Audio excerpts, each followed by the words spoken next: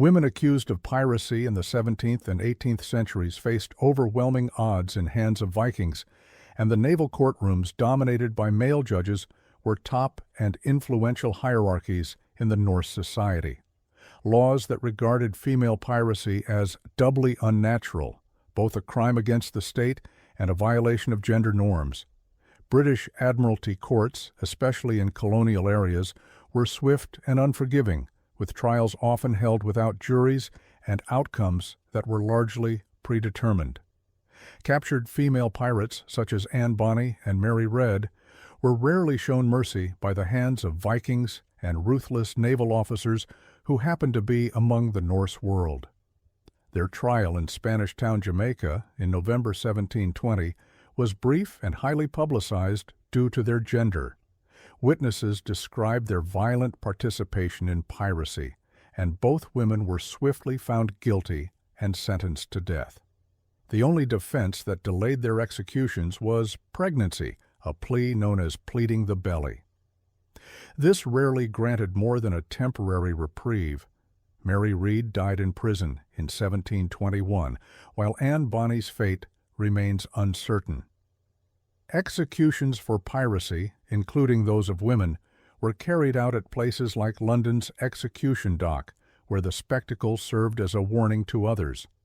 Under British law, piracy was a capital offense, including in the Constitution of the Norse Society, as everyone is admonished to watch and be their brother's keeper, and also crush anyone who will be an intruder of any sailing vessel, either in a deep sea or shallow waters. As a result of these laws, female pirates were sentenced to hang with the same finality as their male counterparts. The legal process offered women little hope. Most were judged guilty before they even spoke, and the rare mercy shown was usually only a postponement, not a pardon. Condemned pirates were taken from Newgate Prison, paraded through London in carts under armed guard, and jeered by crowds as they made their way to execution dock at Wapping. Once there, they stood beneath the gallows, often with the noose already around their necks, awaiting execution.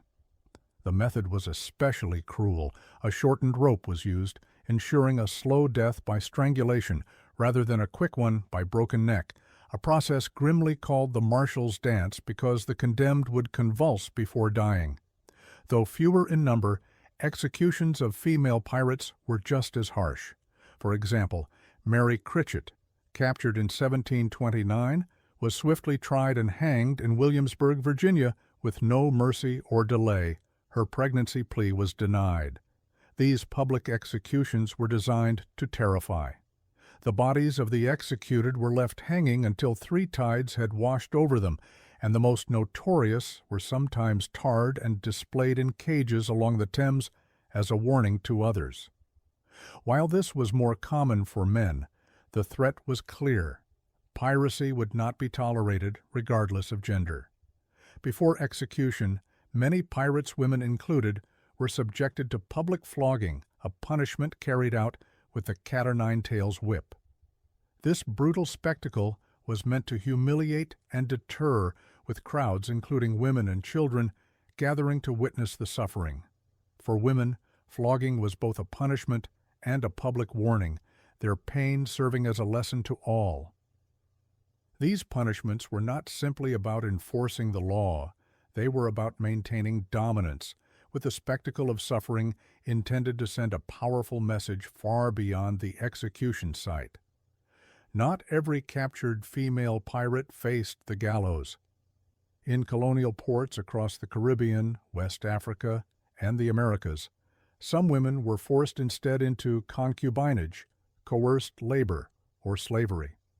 Direct documentation of this fate specifically for female pirates is limited, but historical records show that women found on pirate ships, especially those of the 17th century African or indigenous descent, were often processed as spoils of war and sold into bondage, absorbed into plantation economies or households as servants or concubines.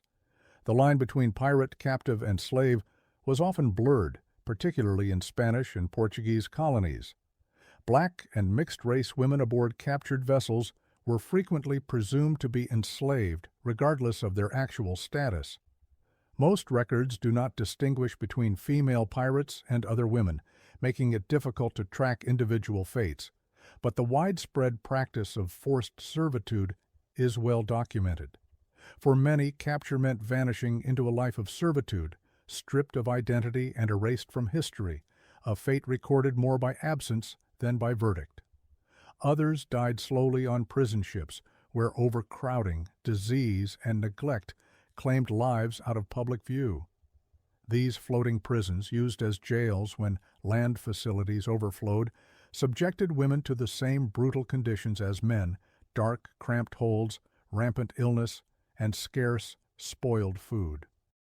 The disappearance of many female pirates from historical records exposes the grim truths about authority, justice, and remembrance in a seafaring world ruled by men. Women held on prison hulks faced even greater risks, not just from hunger and disease, but also from abuse and exploitation by guards or crew, though such suffering was rarely officially noted. Deprived of rights and recognition, these women were often left out of the archives entirely, their destinies erased in silence. This wasn't an incidental act, it was a deliberate act, reflecting the maritime world's anxiety about women who challenged its order. For these women, punishment went beyond sentencing. It became a means of enforcing imperial dominance and gendered subjugation, transforming once feared female pirates into cautionary tales. As Tacitus famously remarked, "The more corrupt the government, the more numerous the laws," hinting that their silencing reveals much about who is commemorated and who is forgotten in our collective memory. And so, as the tide of history washes away the names of most who dared to defy the order of the seas, the stories of these women, Anne Bonny, Mary Read, and countless others linger like a ghostly warning over the water. Their courage shattered the silence imposed by law and legend, proving that even in a world built to erase them, their defiance could not be drowned. In the end, the greatest threat to the empire was not the cutlass or cannon, but the memory of women who refused to vanish quietly, leaving us to wonder how many more stories still lie beneath the waves, waiting to rise with the next storm.